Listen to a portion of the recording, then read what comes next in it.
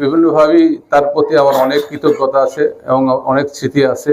আমি আজকের অনুষ্ঠানে উপস্থিত হতে পেরে নিজেকেও ধন্য মনে করছি। বিশেষ করে ওনার জানাজায় আমি উপস্থিত হতে পারে আমার খুব ভালো লাগছে যে মহান আল্লাহ পাক একজন আমার যতটুকু স্মৃতিপটে মনে পড়ে উনি আমাকে অনেক ভালোবাসতেন এবং উনি আমার একজন সহনদী ছিলেন এবং আমিও ওনাকে খুব রেসপেক্ট করতাম। তো সেই হিসেবে আজকের এই জানাজার অনুষ্ঠানের আমি তার বিদেহী আত্মার মাগফিরাত কামনা করি এবং এই পরিবারের প্রতি আমার অবিচল শ্রদ্ধা, ভালোবাসা এবং সবসময় তার প্রতি তাদের সন্তান এবং পরিবারদের উপর আমার সম্পর্ক থাকবে, এতটুকু আশাবাদ ব্যক্ত করে সবাইকে আজকের অনুষ্ঠানে উপস্থিত হওয়ার জন্য ধন্যবাদ জানিয়ে আমার বক্তব্য শেষ করলাম। আসসালামু আলাইকুম ওয়া রাহমাতুল্লাহি ওয়া বারাকাতুহু।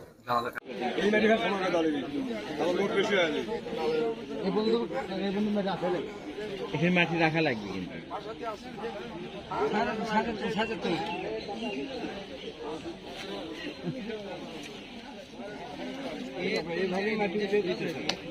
মাটি আরো নেমে দেবে, আরো নিচ দিকে নেমে নিচে যে আসছে সেগুলো এইদিকে দেন।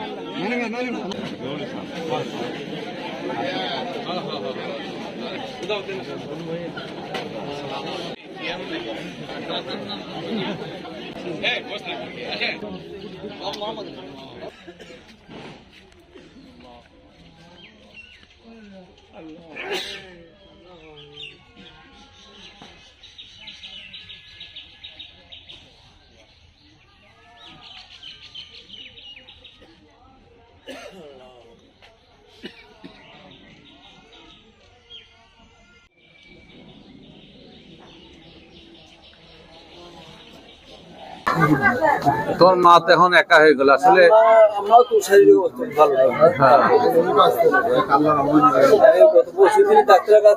এখন আপনার 3টে ছেলে আছে, একটা মেয়ে, তাদের জন্য দোয়া করতে থাকেন। আর আপনার সেবা শ্বশুরের জন্য ওরা জাফর তো এবং জাফরের 2 ভাই আছে।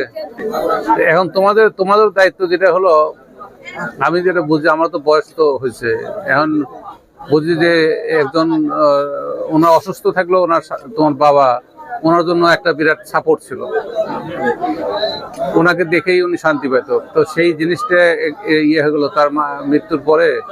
ওনারা হয়তো একটু মানসিকভাবে তার ভারসাম্যহীনতায় থাকবে। তো এই দিক থেকে তোমাদের 3 ভাইয়ের যেটা দায়িত্ব হবে, মাকে যথেষ্ট সময় দেওয়া এবং মার সেবা শুশ্রূষা করা, তখন মাকে খেয়াল রেখো। মানে সবকিছু আপনাকে যেতে হবে, আমাদের যেতে হবে, সবাইকে যেতেই হবে।